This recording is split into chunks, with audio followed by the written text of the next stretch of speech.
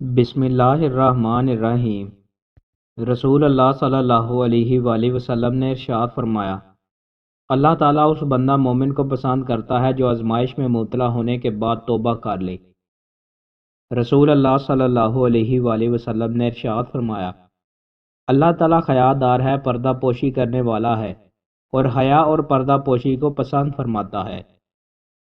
رسول اللہ صلی اللہ علیہ وآلہ وسلم نے ارشاد فرمایا، جس نے اپنے مسلمان بھائی کی غیر موجودگی میں اس کی غیبت نہ ہونے دی تو اللہ پر حق ہے کہ وہ اسے جہنم کی آگ سے آزاد کر دے۔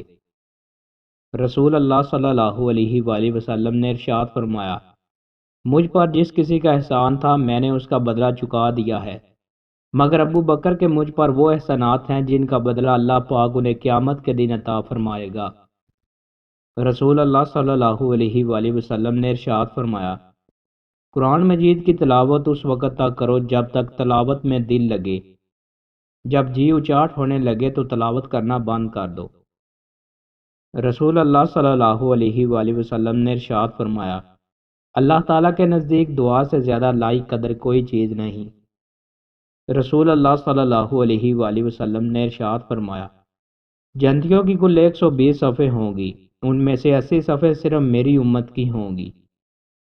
رسول اللہ صلی اللہ علیہ وآلہ وسلم نے ارشاد فرمایا، جو شخص جان بوجھ کر میری طرف جھوٹی بات کی نسبت کرے وہ اپنا ٹھکانہ دوزخ میں بنا لے۔ رسول اللہ صلی اللہ علیہ وآلہ وسلم نے ارشاد فرمایا، قیامت کے دن میں حضرت آدم علیہ السلام کی اولاد کا سردار ہوں گا، اور سب سے پہلے میری قبر کھلے گی، اور سب سے پہلے میں شفاعت کروں گا، اور سب سے پہلے میری شفاعت قبول کی جائے گی۔ قل ہو اللہ پڑھنے کی فضیلت۔ رسول اللہ صلی اللہ علیہ وآلہ وسلم نے ارشاد فرمایا، کیا تم میں سے کوئی شخص اتنا بھی نہیں کر سکتا کہ ایک رات میں دہائی قرآن کی تلاوت کر لے؟ انہوں صحابہ کرام نے عرض کی، کوئی شخص دہائی قرآن کی تلاوت کیسے کر سکتا ہے؟ رسول اللہ صلی اللہ علیہ وآلہ وسلم نے فرمایا، سورہ اخلاص ایک دہائی قرآن کے برابر ہے۔ دوستوں، مزید اچھی ویڈیوز کے لیے ہمارے چینل کو سبسکرائب لازمی کریں۔ بہت شکریہ۔